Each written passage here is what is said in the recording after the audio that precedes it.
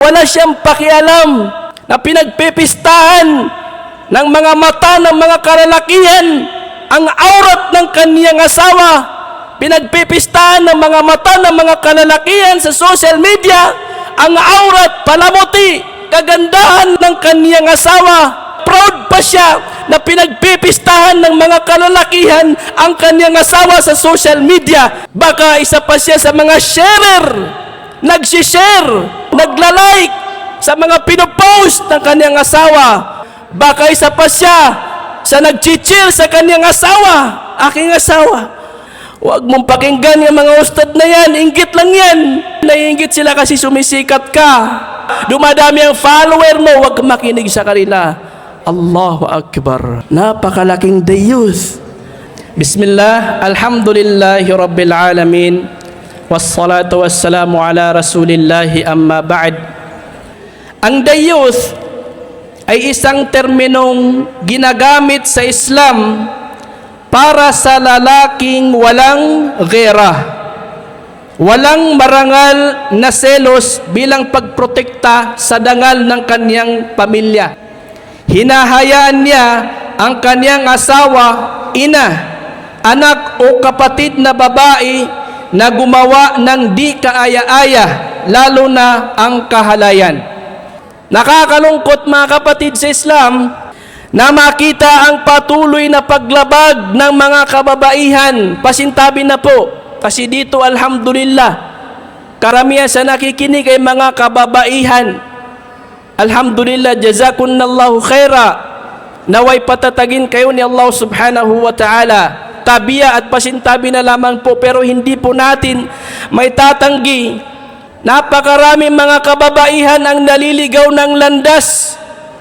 Napakaraming mga kababaihan ang patuloy na nakakagawa, patuloy na malayang gumagawa ng mga pagsuway kay Allah subhanahu wa ta'ala. At isa sa pinakamalaking dahilan at masisisi dito mga kapatid sa Islam ay ang mga kalalakihan na mga dayus.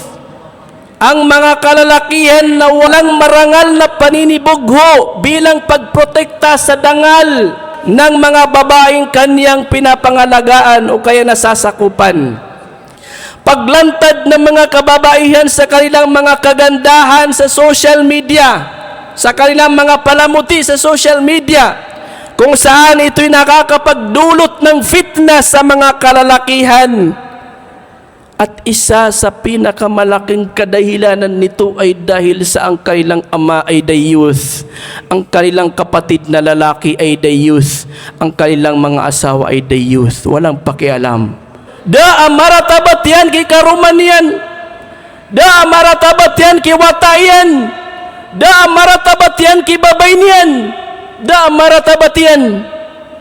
Da pakialam. Wala siyang pakialam na pinagpipistahan ng mga mata ng mga kalalakihan ang aurat ng kaniyang asawa. Pinagpipistahan ng mga mata ng mga kalalakihan sa social media ang aurat, palamuti, kagandahan ng kaniyang asawa. At ang mas worst pa dito ay baka proud pa siya na pinagpipistahan ng mga kalalakihan ang kaniyang asawa sa social media kasi nga maganda daw. Fallahul musta'an. Baka isa pa siya sa mga sharer, nagsishare, nagko-comment, go, naglalike sa mga pinopost ng kaniyang asawa. Fallahul musta'an. Baka isa pa siya sa nagchichil sa kaniyang asawa, aking asawa. Huwag mong pakinggan yung mga ustad na yan, inggit lang yan. Naiinggit sila kasi sumisikat ka. Dumadami ang follower mo, huwag makinig sa kanila. Allahu Akbar. Napakalaking dayus. May mga babae pa na nagbablog na rin. Allahul musta'an. Nagbablog ng kanilang mga vlog ay pagsuway kay Allahu Ta'ala. Mga vlog na walang katuturan, walang kapakinabangan, pagsuway pa kay Allahu Subhanahu wa Ta'ala. Itong asawa naman niya, hindi niya mapigilan, hindi niya mapayuhan. Sa halip na payuhan, sa halip na pigilan ng kaniyang asawa, sinamahan pa niya mag-vlog. Ginaya pa itong mga couple na mga vlogger na mga kuffar. nakikipagprang-prang na rin. Allahul musta'an. May mga babaeng nakikihalubilo at nakikipagbiruan sa mga hindi mahram. Isa pa ito sa fitna. Akala ng babae, wala lang yun. Nakikipagbiruan, nakikipaghalubilo sa mga hindi niya mga mahram. At ang kaniyang asawa, ang kaniyang kapatid, ang kaniyang tatay na dayuth, walang pakialam. Hindi pinagbabawalan, hindi pinapayuhan. May mga babae na pabaya sa sala. Fallahul musta'an, tabiya. Pabaya sila sa sala. Pabaya sila sa mga obligasyon na iniobliga sa kanila ni Allah subhanahu wa ta'ala. Patuloy sa mga gawaing malinaw na ipinagbabawal sa kanila ni Allah subhanahu wa ta'ala. Ngunit pinipili ng kanilang mga asawa na manahimik upang maiwasan ng pagtatalo o upang masabing mabait na asawa. La hawla wala quwwata illa billah. Marami ito, wallah. Mga kalalakihan na sa halip na silang maging tagapagpayo, silang tagapangasiwa, silang maging tagapagtuwid ng kanilang mga asawa, sila pa ang naging under ng kanilang mga asawa. Takot sa kanilang mga asawa. Takot na payuhan ng kaniyang asawa. Nangangamba na payuhan ng kaniyang asawa. Takot na pagbawalan ng kaniyang asawa sa mga masasama niyang ginagawa dahil sa nangangamba siya na baka magdudot lang daw ng pag-aaway at pagtatalo. Allahu Akbar. May mga taong ganito, may mga kalalakihan na ganito. Basta at least na mabait ako sa aking asawa. Lahat ng ginagawa niya, lahat ng gusto niya na binibigay ko. Wallahi, hindi ito pagmamahal, mga kapatid, mga kapwa ko lalaki. Hindi ito pagmamahal sa ating mga asawa. Kung lahat na lang ng mga bagay na ninanais nila ay pagbibigyan natin dito, sila.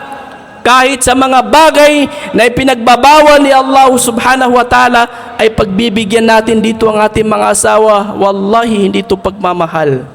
Ang tunay na pagmamahal ay ang ilapit sila kay Allah subhanahu wa ta'ala.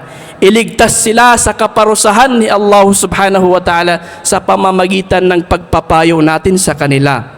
Palalahanan sila at sabihin ang katotohanan sa mahusay na paraan ng may hikma at may awa sa kanila. Ang mahal na propeta Muhammad sallallahu alaihi wasallam ay nagbigay ng matinding babala sa mga lalaking dayuth. Sinabi ng mahal na propeta Muhammad sallallahu alaihi wasallam, la yadkhulul jannata dayuth. Allahu Akbar.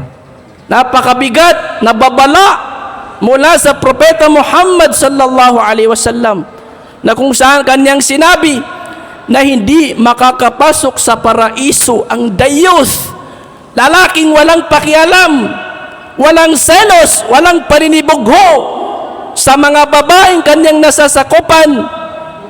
Mama adamaratabatian, kung mga bayi atas tanggungan yan. Ayon sa mga ulama, kung ang tao ay namatay sa kasalanan, mayroon siyang kasalanang pagiging dayuth, kung siya ay makakapasok man ng paraiso dahil sa kanyang iman, hindi siya agad-agad makakapasok sa paraiso, bagkus makakatikim muna siya ng parusa mula kay Allah subhanahu wa ta'ala dahil sa pagiging dayuth na yun, mga kapatid sa Islam. Hindi biro ang kasalanan pagiging dayuth, mga kapatid sa Islam.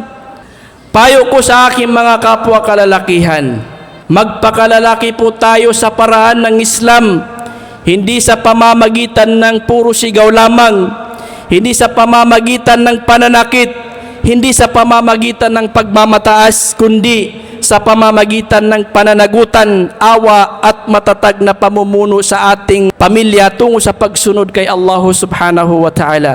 Ang mahirap sa atin, mga kapatid, pasintabi na may mga taong madali silang tamarin. May mga taong madali silang sumuko at tamarin sa kanilang mga mahal sa buhay. Kapag napayuhan nila ang kanilang mga pamilya ng isang beses, dalawang beses, ay inakala nila na sapat na yon. Hindi po, mga kapatid sa Islam. Bagkus, patuloy po natin silang paalalahanan at payuhan, mga kapatid, sa pananampalatayang Islam. lahat ng maaring pasukin ng ating mga ulama, ating mga mangangaral sa Islam, para lang may parating sa atin ang katotohanan, para lang may turo sa atin ang din natin, para lang may turo sa atin ang Islam, ay pinasok nila. Maging sa social media, mga kapatid, sa pananampalatayang Islam, nagkaroon na rin ng ibang mga madrasa ng mga online class na wallahi, mga kapatid, napakalaking makukuhang kabutihan sa mga online na ito. May mga taong ina-underestimate nila ang online class na hindi sila nag-aaral sa mga ito dahil ang pag-uunawa nila ay wala daw natututunan sa online class. Wallahi, saksi po ako, mga kapatid sa Islam, sa pag-aaral ng aking may bahay sa loob ng 2 taon sa online class na itinayo ng ating mga masyayikh sa Ma'hadul Ma'arif Asy-Syar'i sa Baguio City. Wallahi, nakita ko ang kanyang pamamaraan kung papaano nila tinuturuan ang mga estudyante nila sa online, mga kapatid, na kung papaano kami tinuruan sa face-to-face na pag-aaral, ay ganun din sila tinuturuan. Kung ano yung pinag-aaralan namin ng mga kitab sa face-to-face na pag-aaral sa Ma'hadul Ma'arif, ganun din ang itinuturo ng mga kitab sa online class, mga kapatid sa Islam. Isa ito, mga kapatid sa Islam, sa masasabi natin na napaka-epektibo na insyaallah subhanahu wa ta'ala kapag ginawa natin yan sa ating mga may bahay, insyaallah subhanahu wa ta'ala. Kung sila ay makapag-aral sa mga online class na ito, ay maaari nating sabihin na naakay natin sila tungo kay Allah subhanahu wa ta'ala. Ang online class ay napakalaking pag-asa, napakalaking pagkakataon sa mga taong overage. Hindi na sila maaaring pumasok sa mga ma'had dahil sa overage na sila. Mayroon silang pamilya. Isa itong pagkakataon, wallahi, mga kapatid sa Islam, kung hindi tayo pinapakinggan ng ating mga asawa, kung hindi nila siniseryoso ang ating mga payo sa kanila, akayin natin sila na makinig sa mga lecture ng mga ulama. Akayin natin sila na mag-attend sa ganitong mga pagtitipon, ganitong multaka. Wallahi, napakaganda itong binuo ninyo na samahan, ay napakaganda ito, mga kapatid sa Islam. Akayin natin ang ating mga asawa sa samahan na ito. Akayin natin sila sa mga multaka. Baka sakali na sa pamamagitan ng mga aral na naririnig nila o kaya maririnig nila mula sa mga masyayikh, mula sa mga speaker, ay gabayan din sila ni Allah subhanahu wa ta'ala. Gawin natin ang lahat ng makakaya natin para sila ay magabayan ni Allah subhanahu wa ta'ala. At tayo ay patuloy na magdua, manalangin kay Allah. Wallahu subhanahu wa ta'ala a'la wa a'lam. Subhanakallahumma wa bihamdika asyhadu an la ilaha illa anta astaghfiruka wa atubu ilaik. Wa sallallahu wa sallama wa baraka ala Muhammad wa akhiru da'wana anil hamdulillahi rabbil alamin.